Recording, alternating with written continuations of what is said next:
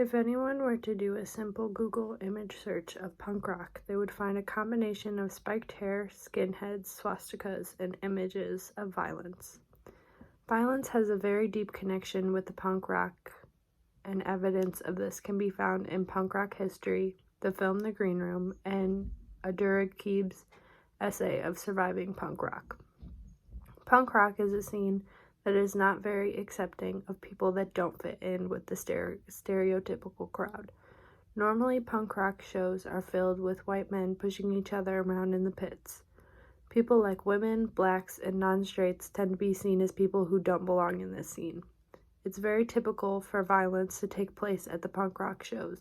In the pit, however, this violence is very subdued. This kind of violence leads to pushing, punching, and hitting. It's not until the white males stumble across people at the shows who they find don't belong, and the real violence occurs then.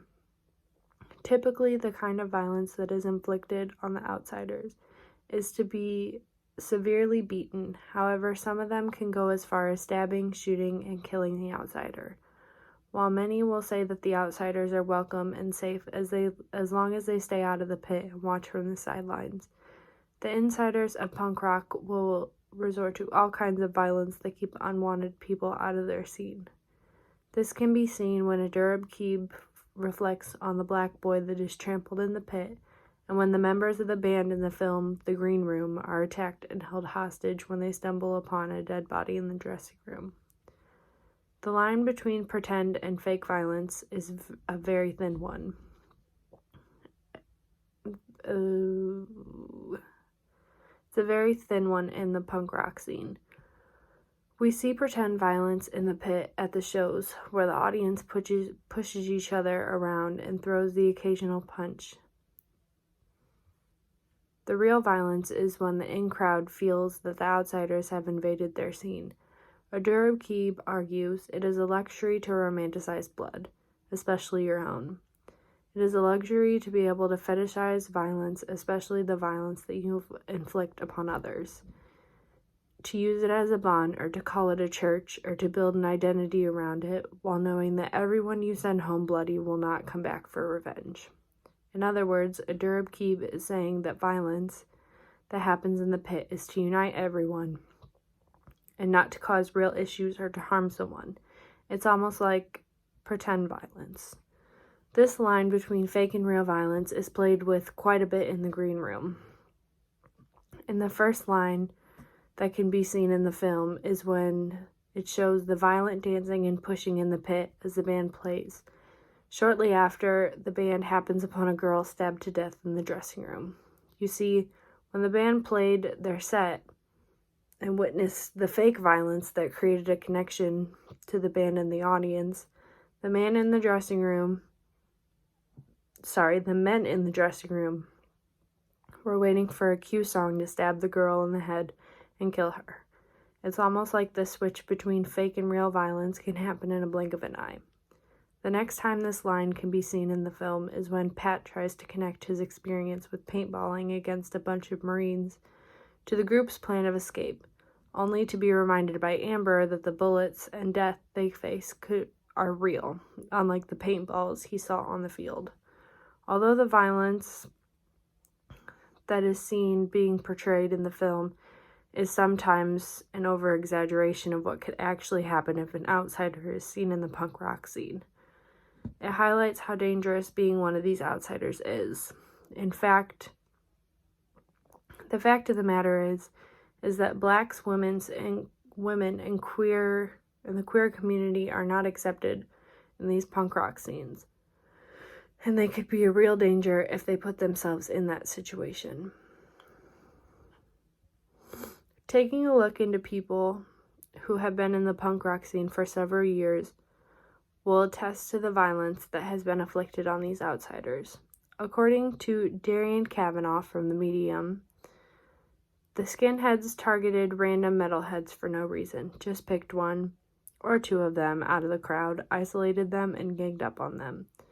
Anytime one of the metalheads dropped to the ground, they were immediately swarmed by a bunch of skins who kicked and stomped on them. Kavanaugh's point is that because the metalheads were not like the skinheads at the show, they were targeted and jumped. This tactic of ganging up on someone and jumping them is to show dominance in hopes that it will keep the outsiders away. One of the groups that is very much so seen as an outsider in the punk rock scene is the Black community. Proof of this can be seen in not only Aduraquib's essay, but also in Kavanaugh's article. Aduraquib reports, "I noticed that the only Black kid in the pit had passed out, likely due to the heat or the physical nature of the pit. As a few of us above pointed and tried to draw attention, I watched his peers stepped over him. Some kicked him in pursuit to keep dancing, to maybe touch the stage that their heroes graced." Aduraquib's point is that from experience, the Black community is either overlooked or not welcome at the punk rock shows. They either stand at the back or get trampled in the pit and not given a second glance. Although Aduraquib chooses to reflect on a less violent time to highlight, it is important to mention the other side of that coin. Kavanaugh states, "In July 1990, 6 skinheads attacked an old homeless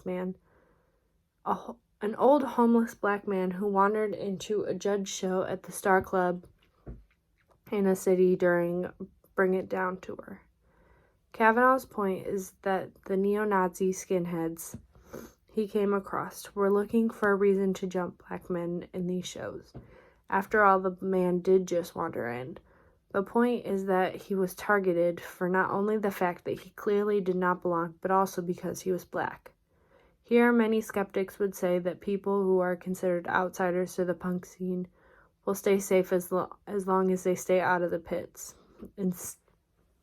or stay to the back of the venue and watch.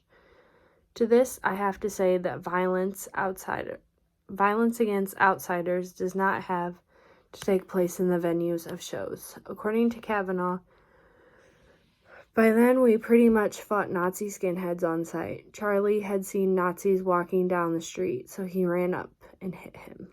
In other words, Kavanaugh believes that in order for skinheads to understand they were not welcome, his peers would fight them anyway.